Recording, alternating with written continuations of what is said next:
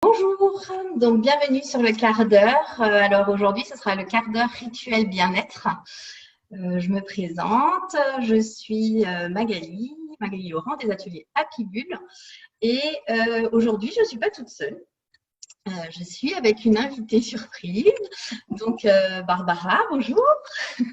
Bonjour Magali et merci de m'avoir invitée. Mais avec plaisir. Alors, je vous présente donc Barbara Rebel, auteure, coach happiness et blogueuse aussi. Voilà, qui n'est pas inconnue pour les habitués du quart d'heure. On te connaît un peu. Alors, aujourd'hui, je t'invite en tant qu'auteur. Oui, c'est ça. C'est ce que j'ai compris aussi. Voilà. Alors, je vais vous expliquer un petit peu pourquoi j'ai invité Barbara aujourd'hui. Simplement parce que dans les ateliers que je propose, les ateliers Mon Moment Magique ou les ateliers massage parents-enfants, que ce soit pour les enfants, que ce soit pour les ados ou les femmes, je propose des rituels bien-être. Des rituels bien-être qu'on pratique le temps de l'atelier, le temps d'une bulle qu'on s'offre à soi et qu'on peut réutiliser ensuite au quotidien chez soi. Et alors, j'avais envie de t'inviter, Barbara, parce que tu as écrit un livre dans lequel on retrouve des rituels que moi je propose, dans lesquels je m'inspire aussi parfois. Et du coup, j'avais envie d'en parler aujourd'hui à ceux qui nous écoutent. J'avais envie de présenter ce bouquin que tu as écrit. Oui, Voilà. j'en profite aussi pour faire une petite parenthèse et dire que j'ai eu la chance d'être invitée une fois à un de tes ateliers et je ne peux que vous encourager, toutes les personnes qui nous regardaient là maintenant, à participer à un de ces ateliers parce que c'est vraiment, tu le disais, une bulle, un moment pour soi et c'est top, top, top. Voilà, c'était juste ma petite parenthèse. Oui, ben merci pour ta petite parenthèse. C'est vrai que tu m'avais fait l'honneur de venir et tu avais animé justement un rituel qui Ouais. était le rituel du bonhomme allumette. Ouais, tout à fait. Dont on mettra tout à l'heure un petit lien aussi, peut-être en commentaire, que les gens pourront retrouver et qu'on retrouve aussi dans ton livre. Oui, absolument. Ouais. Voilà. Alors, on va le montrer ce livre puisque on en parle. Voilà.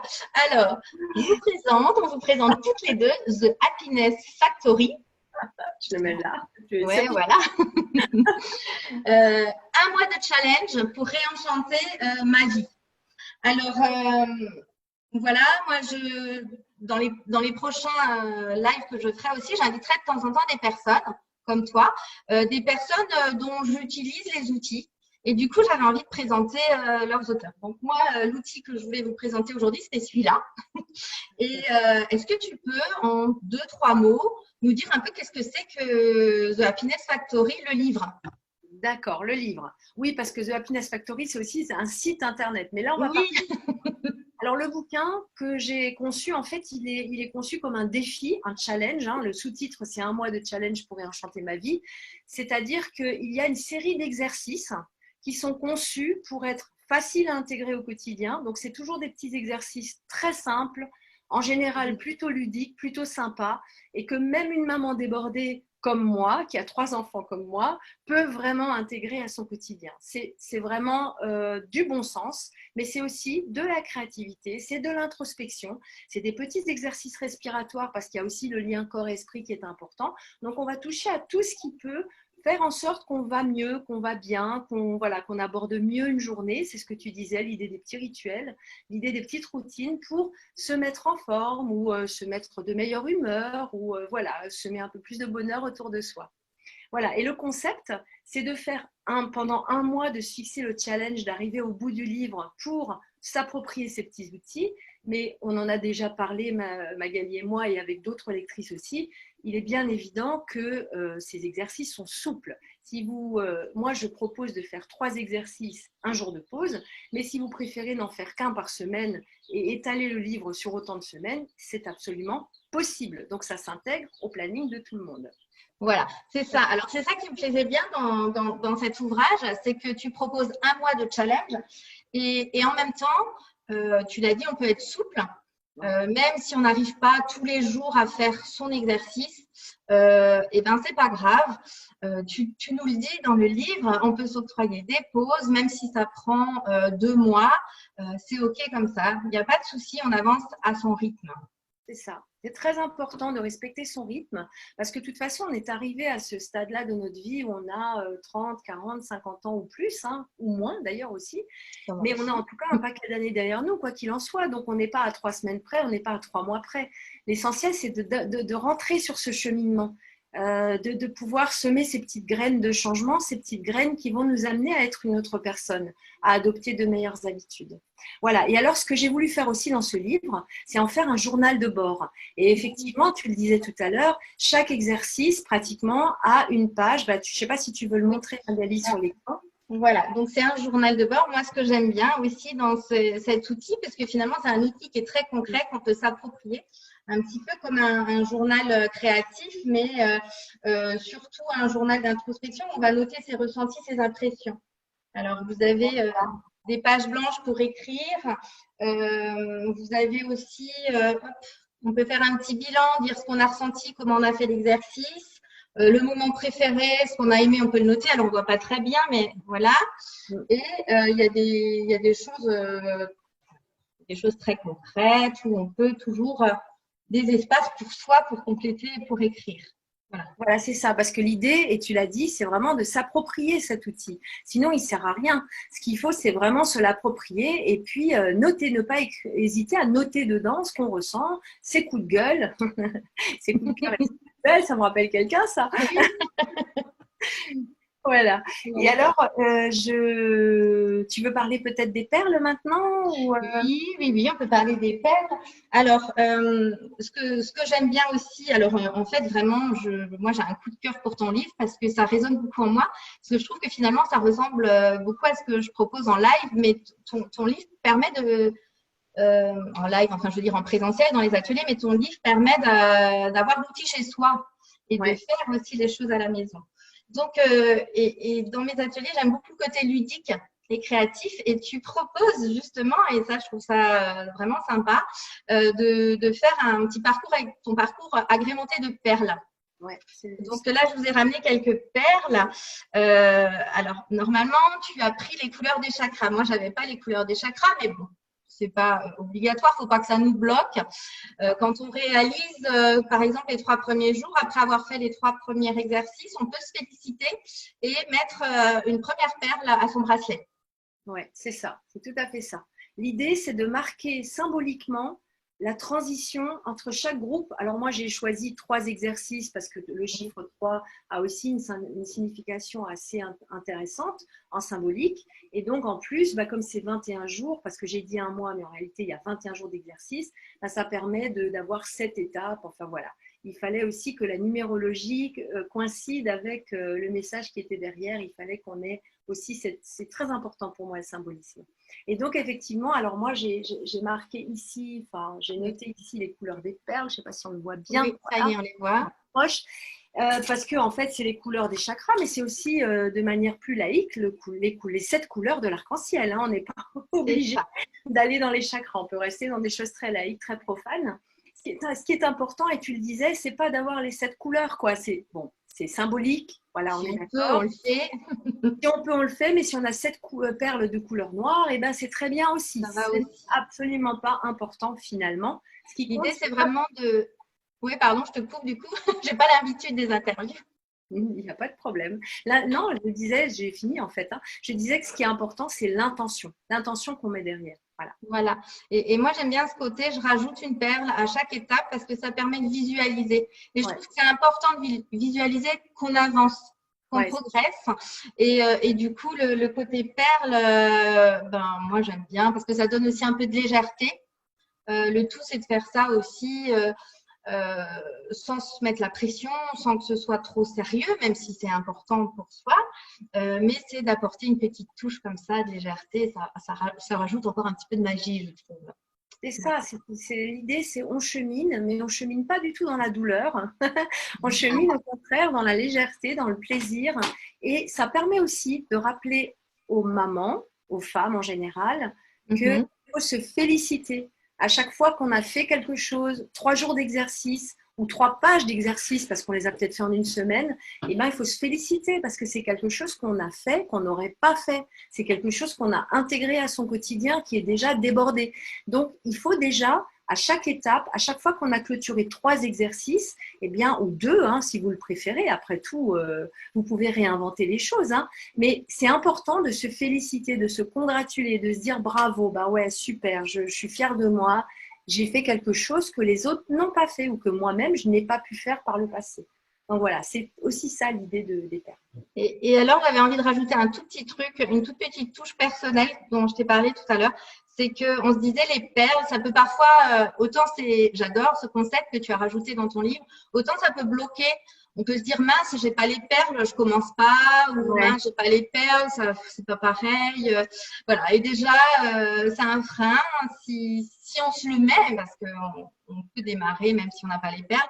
Alors j'ai trouvé une petite astuce, c'est que vous pouvez vous fabriquer très facilement un petit marque-page. Voilà, vous prenez une feuille, vous dessinez vos perles de couleur et vous pouvez, pourquoi pas, du coup les colorier à chaque fois. À chaque étape, vous coloriez votre perle et en plus, vous gardez une marque-page dans votre livre et ça vous permet de voir où vous en êtes. Voilà le petit outil pour avancer. Alors ça, c'est une super idée, Magali. Et s'il y a une deuxième édition de mon livre, je te promets que je l'intègre. Tu peux faire le marque-page en plus des perles. Ah, carrément. Ça marche. Alors, du coup, ce que je propose là, c'est qu'on présente un des exercices qui est dans ton ouvrage, qui s'appelle le bouquet de talent. Alors, tu nous en parles un petit peu de ce bouquet de talent?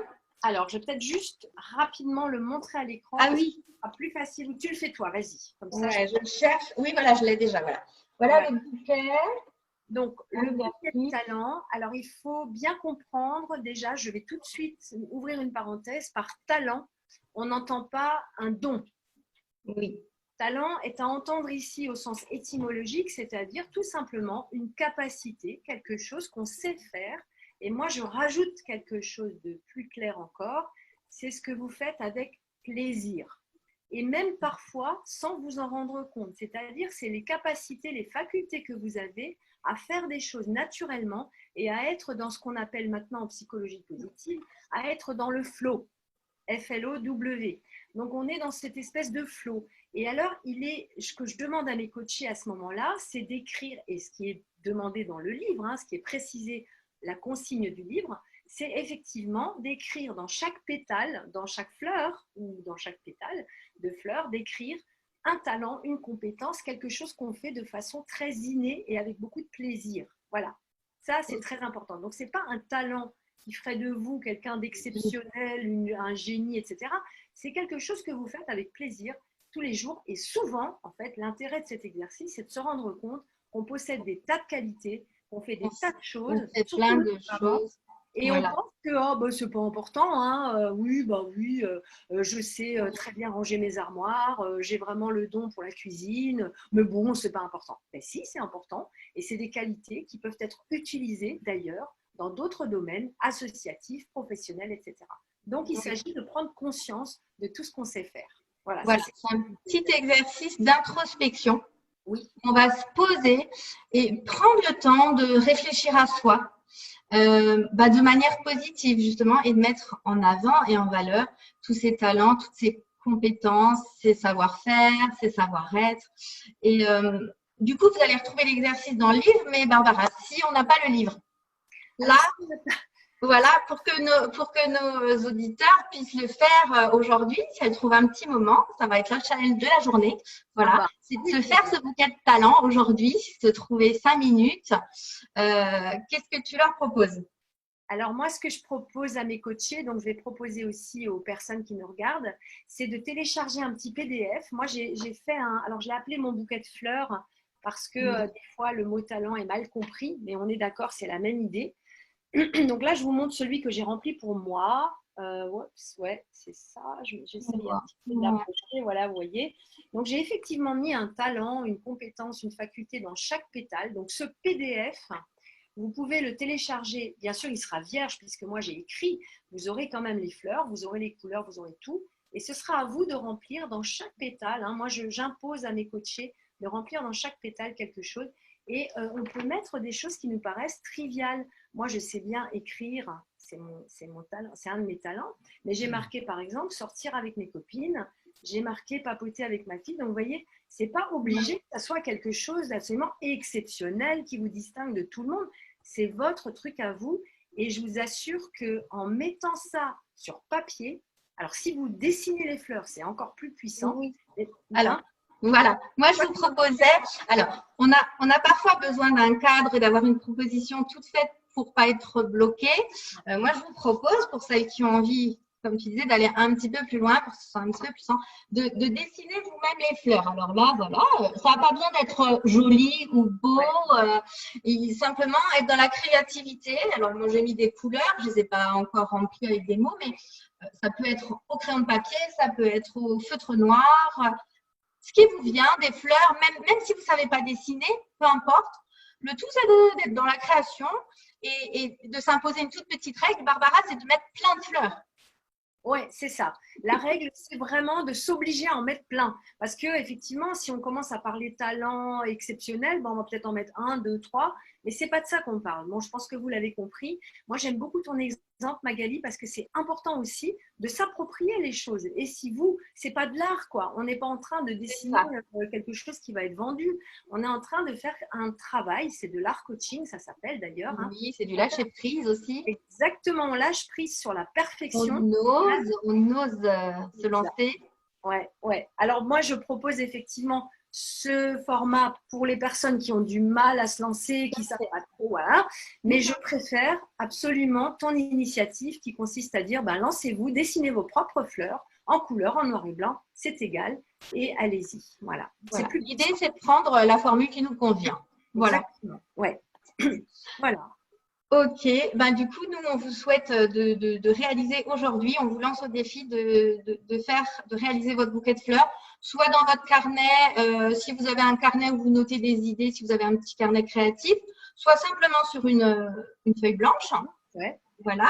N'hésitez pas ensuite, pourquoi pas, à la punaiser dans votre bureau ou à l'accrocher quelque part pour vous le rappeler de temps en temps, si vous doutez. Comme ça, vous lui rappelez. Et puis alors, ce qu'on peut faire tout à la fin, tu proposes de l'exercice de faire un mini bilan. Oui. De dire et de se le noter, qu'est-ce que ça vous a fait de faire cet exercice-là? Qu'est-ce que ça vous a procuré? Comment vous êtes ressenti? Oui. Alors, ça, c'est quelque chose que je fais souvent dans les ateliers. Alors, on échange, pas forcément sur ce qu'on a écrit. Alors, on peut échanger sur ce qu'on a écrit quand on le fait avec d'autres. Et des fois, ça va même nous donner des idées, se dire « Ah, mais ouais, mais ça, je sais le faire aussi. Ah, mais ouais, mais ça, je le fais aussi. » Voilà. Et quand on est coaché ou quand on a une coach ou quelqu'un qui nous accompagne, on peut faire cet exercice-là avec la personne qui nous accompagne. C'est de se faire un petit retour sur soi en se disant « Voilà, qu'est-ce que j'ai ressenti en faisant ça? Est-ce que c'était facile pour moi? Est-ce que c'était dur? Est-ce que j'ai pris du plaisir ou bon, voilà, tout simplement se dire ok, qu'est-ce que j'ai ressenti Ouais, c'est très important parce que on a toujours l'impression que c'est un peu bateau ces exercices d'introspection et en fait non parce que ça permet de verbaliser ses sentiments et donc ses ressentis et donc aussi d'en prendre conscience finalement. Donc, c'est jamais neutre de faire une petite introspection et je vous invite vraiment à le faire parce que vous allez être surpris des résultats qui peuvent émerger et ça va vous consolider, ça va vous amener des choses supplémentaires dans vos petits bagages de personnes qui va mieux de jour en jour et qui fait plein de choses pour son bonheur. Voilà. Voilà. Ok. Donc, moi, je voulais, pour conclure, simplement dire que, tu le dis dans ton livre, je vais carrément le lire, c'est page 173, ça fait bien, comme à la télé, de ne pas oublier que quand on fait tous ces exercices, on fait un petit bilan à la fin et le bilan, c'est le nôtre. On n'a pas besoin de se comparer. Et tu écris, il n'y a ni bonne ni mauvaise réponse. Vous en êtes exactement là où vous devez être, ni plus ni moins. Notez vos observations, alors, ou dites-les vous, mais avec bienveillance. Contentement et gratitude. Alors, pour moi, ça, c'est super important dans tout ce qui est proposé. C'est de se dire qu'il n'y a rien de mauvais ni de juste. Simplement, il y a ce qu'il y a. Il y a ce qu'on est et de s'observer avec bienveillance, d'être indulgent avec soi-même. Et c'est juste comme ça. Oui, tout à fait. Voilà. Ouais, je ne peux rien rajouter. Hein. À tout ça, Magali, ça te dit. Voilà, et on retrouve vraiment cette ambiance-là et ce ton-là tout au long de tous les exercices. Alors, tu parles d'exercices, mais en fait, c'est pas des exercices scolaires. Voilà, on va les appeler rituels ou routines. C'est vraiment des temps et des temps courts qu'on s'accorde à soi pour se faire du bien et pour avancer positivement. Oui, tout à fait. Voilà. Donc, vous le retrouvez dans toutes les bonnes librairies. Vous pouvez le commander, c'est ça, je ne me trompe pas? Amazon, oui. Ouais. Ou alors, oui, vous pouvez le trouver en ligne aussi, le commander sur Amazon, par exemple. Voilà. On vous mettra de toute façon, bon là, vous l'avez vu, mais on vous remettra les liens et toutes les références en commentaire ou dans le descriptif de cette vidéo. Alors, moi, j'invite celles qui l'ont déjà, parce que j'ai quelques connaissances qui l'ont déjà, suite à ta venue en atelier. Et toi, sûrement, tu as déjà des connaissances, ou même tous tes lecteurs, de faire un petit retour s'ils sont là en dessous et de nous dire ce que ça leur a apporté, les exercices qu'ils ont aimés. Voilà. N'hésitez pas à faire un petit commentaire sur l'ouvrage si vous l'avez déjà eu entre les mains. Ouais, super. Ben, merci beaucoup. Effectivement, ça me ferait grand plaisir et on répond à tous les commentaires. Voilà. Alors, on vous souhaite une très belle journée et on n'oublie pas aujourd'hui de faire son bouquet de talent. Merci. Voilà. Merci à toi, Barbara, d'avoir répondu présente à mon invitation. Avec grand plaisir. À bientôt. À bientôt.